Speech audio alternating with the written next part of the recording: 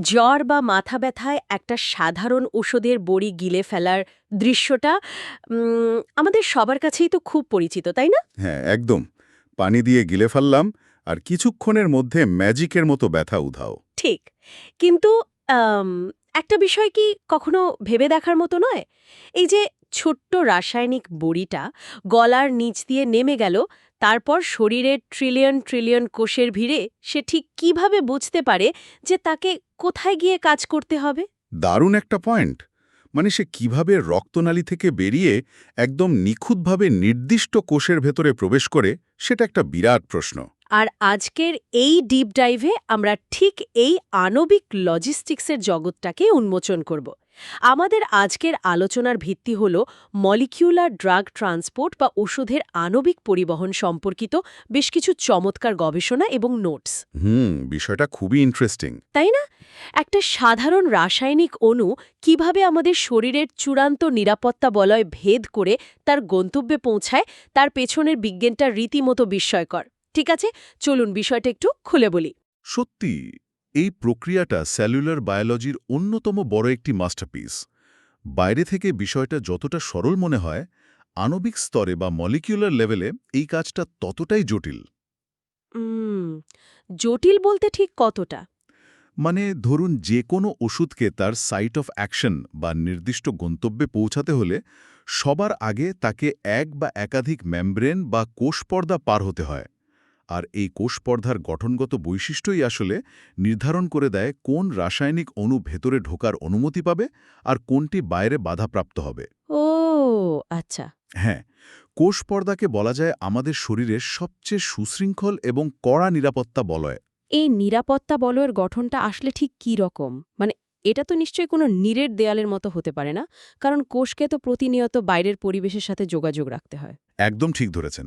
এটা একদমই নীরের দেয়াল নয়। এই মেমব্রেন বা কোষপর্দার মূল কাঠামোকে বলা হয় ফসফোলিপিড বাইলেয়ার। এটি মাত্র ১০ ন্যানোমিটার পুরু একটি স্তর। মাত্র 10 ন্যানোমিটার? হ্যাঁ, খুবই পাতলা। আর এই কাঠামোর সবচেয়ে চমৎকার দিক হল এর রাসায়নিক দ্বৈততা। এর বাইরে এবং ভেতরের দিকে থাকে পানি আকর্ষণকারী বা হাইড্রোফিলিক মাথা। পানি আকর্ষণকারী, হুম। যেহেতু কোষের ভেতরে এবং বাইরে প্রচুর জলীয় তরল থাকে, তাই এই মাথাগুলো পানির দিকে মুখ করে থাকে।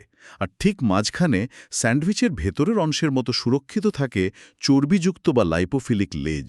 তার মানে মাঝখানের স্তরটা চর্বির। একদম তাই। এই চর্বির স্তরটাই মূলত পানিরোধী একটি নিখুঁত বাধা তৈরি করে। তার মানে পানি এবং চর্বির এই গঠনটা একটা রাসায়নিক চেকপোস্টের মতো কাজ করছে।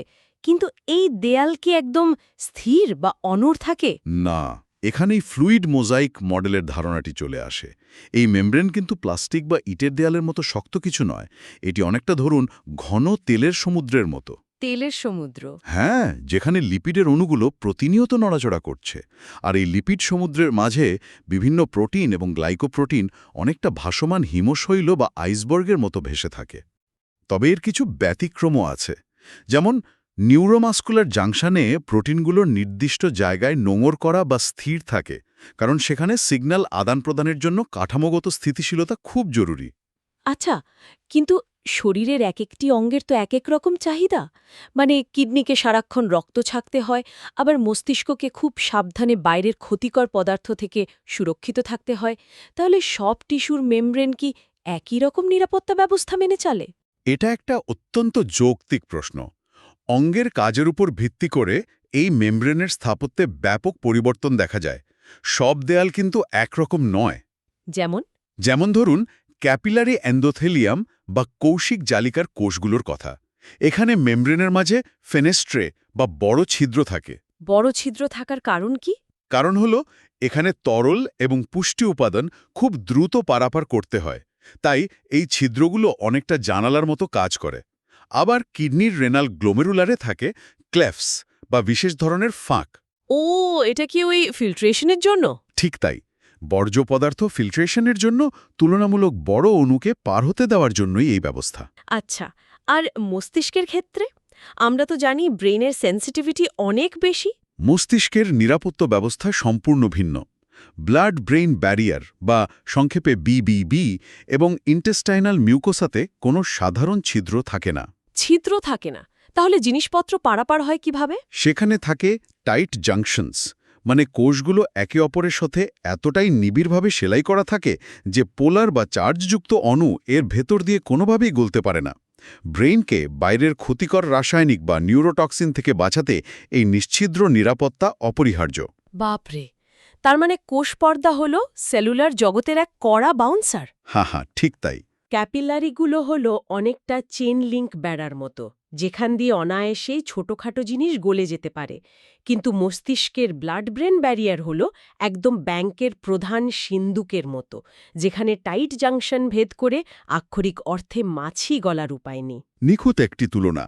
নিরাপত্তা ব্যবস্থার এই ভিন্নতাই মূলত ওষুধের কার্যকারিতাকে ব্যাপকভাবে প্রভাবিত করে। তাহলে স্বাভাবিকভাবেই একটা কৌতূহল তৈরি হয়, এই কড়া বাউন্সারকে ফাঁকি দিয়ে, বিশেষ করে মাঝখানের ওই চর্বির স্তর পার হয়ে সাধারণ ওষুধের অণুগুলো কিভাবে কোষের ভেতরে ঢোকে।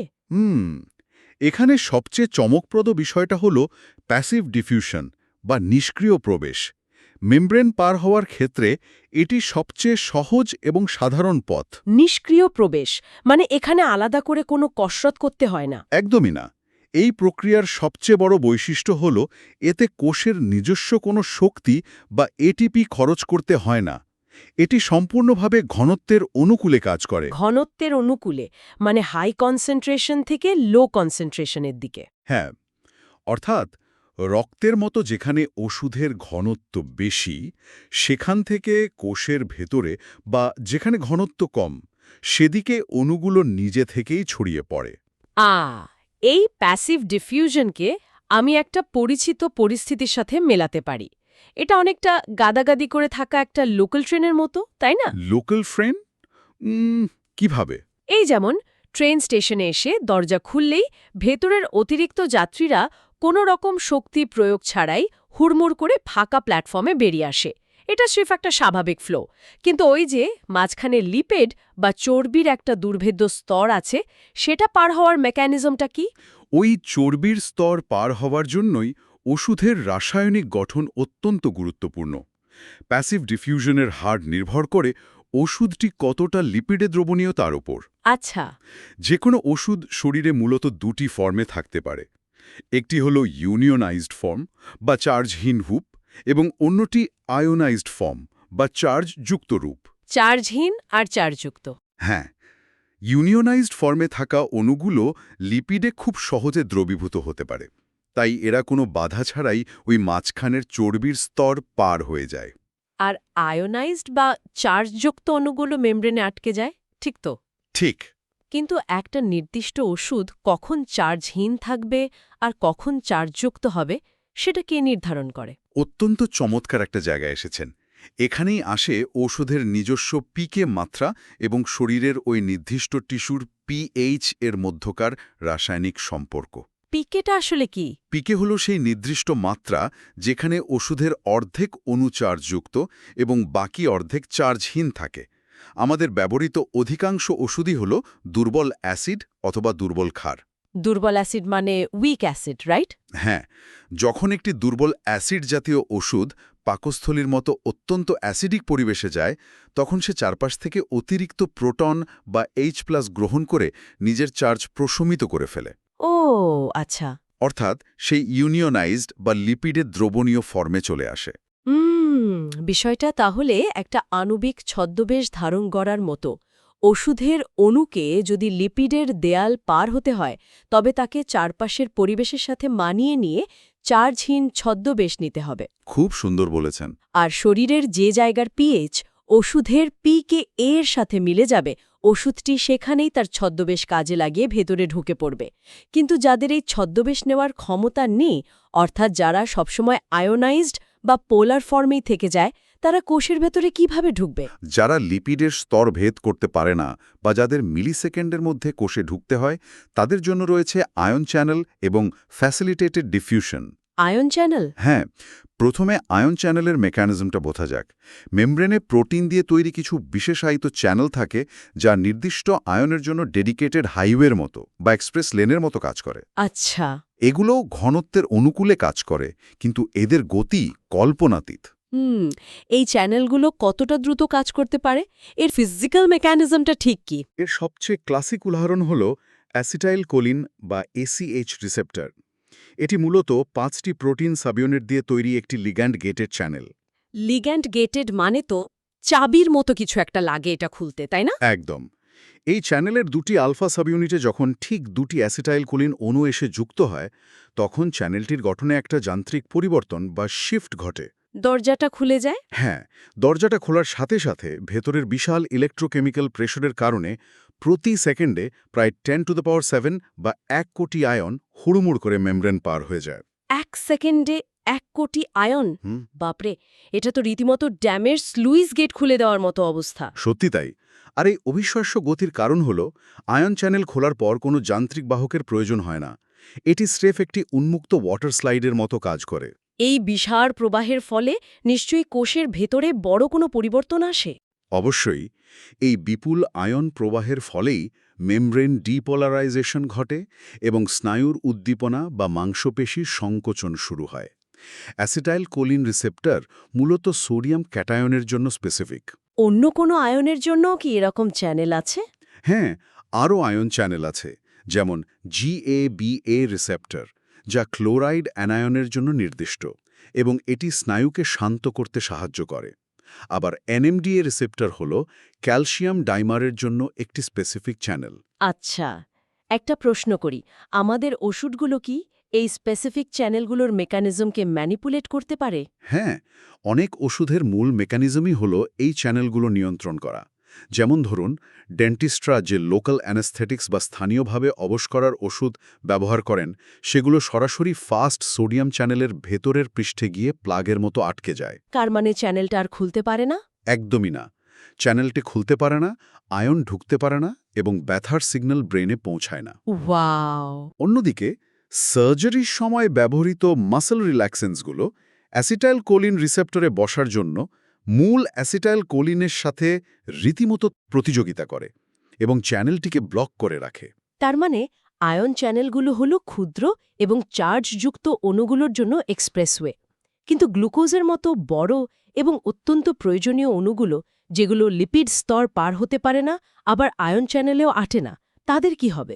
তাদের পার করার মেকানিজম হল ফ্যাসিলিটেটেড ডিফিউশন।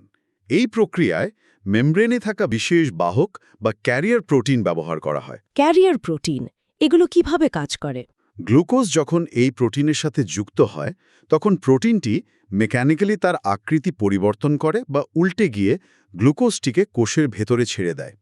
আয়ন চ্যানেলের মতো এটাও ঘনত্বের অনুকূলে ঘটে, তাই এতে কোনো এটিপি খরচ হয় না। কিন্তু সাধারণ ডিফিউশনের চেয়ে স্পিড কেমন হয়? সাধারণ প্যাসিভ ডিফিউশনের চেয়ে এর গতি অনেক অনেক বেশি। এই ক্যারিয়ার প্রোটিনগুলোকে নির্দিষ্ট কোনো গ্রুপের অন্তর্ভুক্ত? হ্যাঁ, এগুলোকে সলিউট ক্যারিয়ার ফ্যামিলি বা সংক্ষেপে SLC ফ্যামিলি বলা হয়। যেমন SLC2 ফ্যামিলি ট্রান্সপোর্টারগুলো মূলত গ্লুকোজ পরিবহন করে। আর অন্য কোনো ফ্যামিলি? আবার SLC6 ফ্যামিলি নিউরোট্রান্সমিটার পরিবহনের কাজ করে। এর মধ্যে SLC6A4 ট্রান্সপোর্টারটি সেরোটোনিন পারাপারের জন্য অত্যন্ত স্পেসিফিক। 1 সেকেন্ড, আর ঠিক এখানেই বিষয়টা সবচেয়ে আকর্ষণীয় হয়ে ওঠে। একটু আগে আমরা বলছিলাম ব্লাড ব্রেইন ব্যারিয়ার অত্যন্ত দুর্ভেদ্য। তাহলে বিষণ্ণতা বা ডিপ্রেশনের চিকিৎসার জন্য আমরা যে SSRI বা সেরোটোনিন সিলেক্টিভ রিআপটেক ইনহিবিটর জাতীয় ওষুধগুলো ব্যবহার করি, সেগুলো মস্তিষ্কে কাজ করে কিভাবে? খুব সুন্দর কানেকশন করেছেন। তারা কি মূলত এই SLC64 নামের ভিআইপি দরজা বা ট্রান্সপোর্টারকে লক্ষ্য করেই কাজ করে? প্যাসিভ ডিফিউশন যদি হেঁটে রাস্তা পার হওয়া হয়, তবে এগুলো হলো ডেডিকেটেড এক্সপ্রেস লেন। আপনার পর্যবেক্ষণ একদম সঠিক। মস্তিষ্কের দুটো স্নায়ুকোষের মাঝখানের ফাঁকা জায়গায় সেরোটোনিনের মাত্রা ধরে রাখাই হল অ্যান্টিডিপ্রেসেন্ট ওষুধের কাজ। এই SLC6A4 ট্রান্সপোর্টারটি অনেকটা ভ্যাকিউম ক্লিনারের মতো কাজ করে, যা ব্যবহৃত সেরোটোনিনকে আবার কোষের ভেতরে ফিরিয়ে নেয়। আর SSRI ওষুধগুলো এই ভ্যাকিউম ক্লিনারটাকে বন্ধ করে দেয়। ঠিক তাই। SSRI ওষুধগুলো এই নির্দিষ্ট ট্রান্সপোর্টার প্রোটিনকে ব্লক করে দেয় বা ইনহিবিট করে, ফলে সেরোটোনিন আর ফিরে যেতে পারে না এবং স্নায়ুর উদ্দীপনা বজায় থাকে, যা ডিপ্রেশনের মাত্রা কমাতে সাহায্য করে। এতক্ষণ আমরা যা দেখলাম তা হলো কোষের ভেতরে প্রবেশের গল্প, যা মূলত ঘনত্বের অনুকূলেই ঘটে থাকে। কিন্তু এমন তো অনেক পরিস্থিতি হতে পারে যেখানে শরীরের কোষকে স্রোতের বিপরীতে কাজ করতে হয়। হ্যাঁ, অবশ্যই। মানে যেখানে কোনো কিছুর ঘনত্ব আগে থেকেই বেশি, সেখানে আরও অণু জোর করে ঢোকাতে হবে বা বের করে দিতে হবে। থার্মোডাইনামিক্সের নিয়ম ভেঙে এই কাজটা কিভাবে সম্ভব হয়? স্রোতের বিপরীতে বা লো কনসেন্ট্রেশন থেকে হাই কনসেন্ট্রেশনের দিকে অণু পাঠানোর এই প্রক্রিয়ার নাম হল অ্যাক্টিভ ট্রান্সপোর্ট বা সক্রিয় পরিবহন। সক্রিয় পরিবহন, তার মানে এখানে শক্তির দরকার হবে। হ্যাঁ, যেহেতু এটি ঘনত্বের প্রতিকূলে কাজ করে, তাই এখানে মেকানিক্যাল পাম্প এবং বিপুল পরিমাণ শক্তির প্রয়োজন হয়। আর কোষের এই শক্তির প্রধান উৎস হল এটিপি। এই পাম্পগুলো শরীরে কোথায় বেশি থাকে? সাধারণত gut mucosa, liver, kidney renal tubule এবং ব্লাড ব্রেন ব্যারিয়ারে এই পাম্পগুলোর আধিক্য দেখা যায়। উম, এই অ্যাক্টিভ ট্রান্সপোর্ট পাম্পগুলোর কাজের ধরনটা ঠিক কেমন? এরা কি সবাই একইভাবে এটিপি ব্যবহার করে? এদের কাজের ধরন অনুযায়ী মূলত দুটি ভাগে ভাগ করা যায়: প্রাইমারি এবং সেকেন্ডারি অ্যাক্টিভ ট্রান্সপোর্ট। আচ্ছা, প্রাইমারিটা কিভাবে কাজ করে? প্রাইমারি ট্রান্সপোর্টে পাম্প সরাসরি এটিপি ভেঙে শক্তি সংগ্রহ করে। এর সবচেয়ে পরিচিত এবং গুরুত্বপূর্ণ মেকানিজম হল Na+K+ ATPase পাম্প। এটি একটি অ্যান্টিপোর্ট সিস্টেম। অ্যান্টিপোড মানে দুই দিকে পারাপার হয়। ঠিক, এই পাম্পটি উচ্চ শক্তির ফসফেট বন্ড ভাঙে এবং সেই শক্তি ব্যবহার করে জোর করে 3টি সোডিয়াম আয়নকে কোষের বাইরে পাঠায় এবং 2টি পটাশিয়াম আয়নকে কোষের ভেতরে টেনে আনে। তার মানে জোর করে ব্যালেন্স তৈরি করছে। হ্যাঁ, এই মেকানিজমটি কোষের রেস্টিং মেমব্রেন পোটেনশিয়াল ধরে রাখার জন্য এতটাই জরুরি যে আমাদের শরীরের মোট উৎপাদিত শক্তির একটা বিশাল অংশ শুধু এই পাম্পটি চালাতেই খরচ হয়। আচ্ছা, প্রাইমারি ট্রান্সপোর্টে তো সরাসরি এটিপি ব্যবহার হচ্ছে, তাহলে সেকেন্ডারি অ্যাক্টিভ ট্রান্সপোর্টের ক্ষেত্রে মেকানিজমটা আলাদা কেন? সেখানে শক্তির উৎস কি? সেকেন্ডারি অ্যাক্টিভ ট্রান্সপোর্ট সরাসরি এটিপি ভাঙে না। এটি অনেকটা জলবিদ্যুৎ কেন্দ্রের মতো কাজ করে। জলবিদ্যুৎ কেন্দ্র? কিভাবে? ধরুন, প্রাইমারি পাম্পটি যখন প্রচুর সোডিয়াম কোষের বাইরে বের করে দেয়, তখন বাইরে সোডিয়ামের একটা বিশাল গ্রেডিয়েন্ট বা চাপ তৈরি হয়। সেকেন্ডারি ট্রান্সপোর্ট যেমন রেনাল টিউবিউলে থাকা Na+ অ্যামিনো অ্যাসিড সিম্পোর্ট এই চাপটাকে কাজে লাগায়। মানে সোডিয়ামের ঢোকার স্পিডটাকে কাজে লাগায়। একদম। বাইরে জমে থাকা সোডিয়াম যখন প্রবল বেগে নিজের ঘনত্বের অনুকূলে কোষের ভেতরে ঢুকতে চায়, তখন এই সিম্পোর্ট প্রোটিনটি সোডিয়ামের সেই গতির সুযোগ নিয়ে তার সাথে একটা অ্যামিনো অ্যাসিড বা গ্লুকোজ অণুটিকেও জোর করে ভেতরে টেনে নিয়ে আসে। অর্থাৎ এটি পরোক্ষভাবে প্রাইমারি পাম্পের তৈরি করা আয়ন গ্রেডিয়েন্টটাই ব্যবহার করছে। এটা তো রীতিমতো একটা আরেকটার ওপর নির্ভরশীল ইঞ্জিন। প্রাইমারি পাম্প ড্যামের পেছনে পানি জমাচ্ছে, আর সেকেন্ডারি পাম্প সেই পানির তোড় কাজে লাগিয়ে টারবাইন ঘোরাচ্ছে। দারুণ উপমা।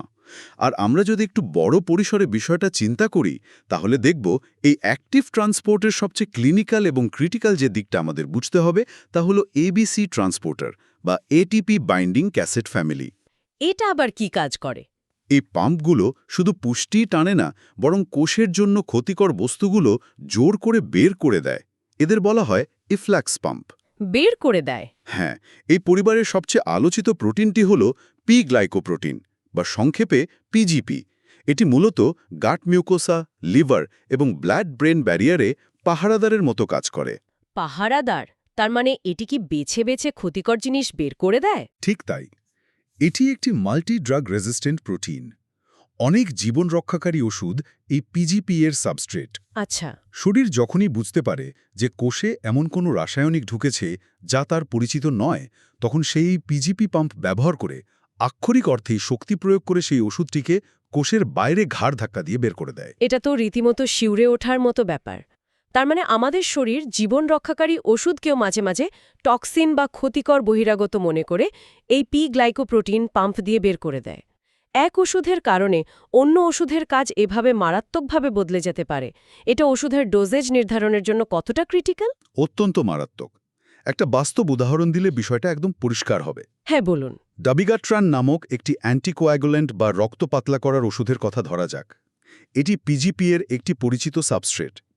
স্বাভাবিক অবস্থায় শরীর যতটা ডাবিগাট্রান পাম্প করে বের করে দেবে, সেটা হিসেব করেই ওষুধের ডোজ নির্ধারণ করা হয়।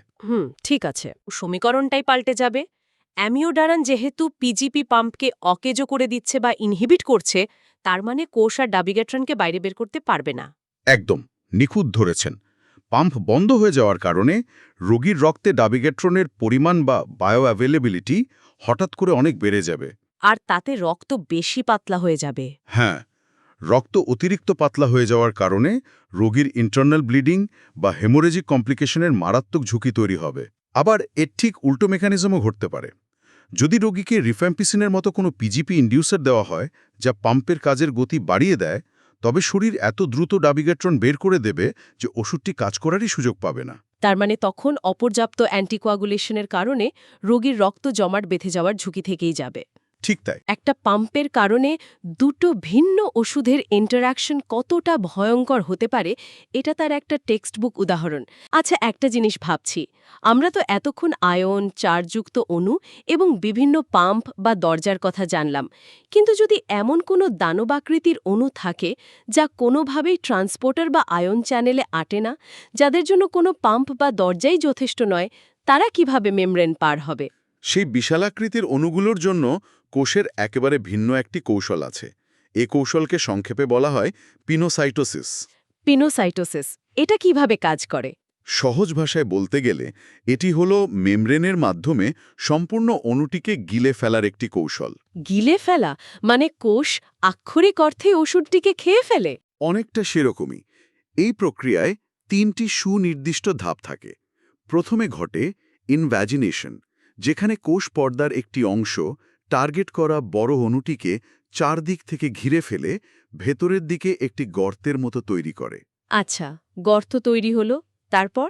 এর পরের ধাপে ঘটে ভ্যাকিউল ফরমেশন, অর্থাৎ মেমব্রেনটি চারপাশ থেকে সম্পূর্ণ বন্ধ হয়ে একটি পানিপূর্ণ শূন্যস্থান বা ভ্যাকিউলের ভেতরে ওই বড় অণুটিকে বন্দি করে ফেলে। সবশেষে ওই ভ্যাকিউলটি মূল মেমব্রেন থেকে বিচ্ছিন্ন হয়ে কোষের অভ্যন্তরে মুক্তভাবে প্রবেশ করে। হ্যাঁ, এই মেকানিজমটা শুনলে তো চোখের সামনে সেই পুরনো আর্কেড গেম প্যাকম্যানের ছবি ভেসে ওঠে। প্যাকম্যান, হ্যাঁ, দারুণ একটা তুলনা। তাই না? দরজা দিয়ে ঢোকার বা চ্যানেল পার হওয়ার কোনো সুযোগ না পেয়ে কোষ তার মেমব্রেন প্রসারিত করে পুরো ওষুধটাকেই প্যাকম্যানের মতো ভ্যাকিউলে মুড়িয়ে গিলে ফেলছে। অত্যন্ত চমৎকার একটা মেকানিজম। আজকের এই পুরো আলোচনার বিষয়গুলোকে যদি আমরা এক নজরে সামারি বা সিনথেসিস করি, তাহলে ট্রান্সপোর্টের 3টি পরিষ্কার মেকানিজম পাওয়া যায়। প্রথমত, প্যাসিভ ডিফিউশনে কোনো শক্তির প্রয়োজন নেই, কোনো ক্যারিয়ার লাগে না এবং এটি ঘনত্বের অনুকূলে কাজ করে। দ্বিতীয়ত, ফ্যাসিলিটেটেড ডিফিউশনে ক্যারিয়ার প্রোটিন লাগে, কিন্তু শক্তির প্রয়োজন নেই, কারণ এটিও ঘনত্বের অনুকূলে ঘটে। অ্যাক্টিভ ট্রান্সপোর্টে ক্যারিয়ার এবং এটিপি শক্তি দুটোই লাগে, কারণ এটি ঘনত্বের প্রতিকূলে স্রোতের বিপরীতে কাজ করে। এই প্রক্রিয়াগুলোর আণবিক মেকানিজম বুঝতে পারাই হল ফার্মাকোকাইনেটিক্সের মূল ভিত্তি। তাহলে এই সব কিছুর মানে কি দাঁড়াচ্ছে? একটা সাধারণ রাসায়নিক বড়ি যখন আমাদের শরীরে কাজ করতে যায়, তখন তাকে পদার্থবিজ্ঞান এবং রসায়নের যে জটিল এবং সূক্ষ্ম বাধাগুলো পার হতে হয়, তা সত্যি এক অসাধারণ বায়োলজিক্যাল মাস্টারপিস। হ্যাঁ, একদম। কখনো লিপিডের দুর্ভেদ্য দেয়ালের সাথে মানিয়ে নিয়ে ছদ্মবেশ ধরা, কখনো আয়ন চ্যানেলের ইলেকট্রোকেমিক্যাল এক্সপ্রেসওয়ে ব্যবহার করা, আবার কখনো পিজিপি পাম্পের সাথে রীতিমতো যুদ্ধ করে টিকে থাকা। এটি আমাদের প্রতিনিয়ত মনে করিয়ে দেয় যে চিকিৎসা বিজ্ঞান কতটা সূক্ষ্ম স্তরে কাজ করে এবং আমাদের প্রতিটি কোষের স্থাপত্য কতটা ইন্টেলিজেন্ট। ঠিক তাই। আর বিজ্ঞানীরা প্রতিনিয়ত চেষ্টা করছেন এই মেকানিজমগুলোকে আরও ভালোভাবে বুঝে নতুন এবং আরও কার্যকর চিকিৎসা পদ্ধতি উদ্ভাবন করার। বিদায় নেওয়ার আগে একটা বিষয় ভাবলে সত্যি অবাক হতে হয়। আজ আমরা দেখলাম ঔষধের পিকে এবং টিস্যুর পিএইচ কিভাবে একটি অণুকে কোষের ভেতরে ঢোকার অনুমতি দেয়। এখন একবার ভেবে দেখুন তো, ভবিষ্যতে যদি আমরা এমন কোনো স্মার্ট ড্রাগ তৈরি করতে পারি যা শরীরের এক টিস্যুর কাছাকাছি গিয়ে নিজের রাসায়নিক গঠন বা পিকে নিজে থেকেই পরিবর্তন করতে সক্ষম। সেটা হলে তো যুগান্তকারী ব্যাপার হবে। তাই না? ধরুন সেই ওষুধ ব্লাড ব্রেন ব্যারিয়ারের সামনে গিয়ে লিপিডে দ্রবণীয় রূপ ধারণ করে ভেতরে ঢুকে গেল, আবার লিভারের পিজিপি পাম্পের সামনে গিয়ে সম্পূর্ণ অন্য চার্জযুক্ত রূপ ধারণ করে পাম্পকে ধোঁকা দিল, যেন কোষের নিজস্ব নিরাপত্তা বলয় ভেদ করার জন্য তৈরি এক আণবিক ট্রোজেন হর্স। আণবিক ট্রোজান হর্স কনসেপ্টটা সত্যি শিহরণ জাগায়।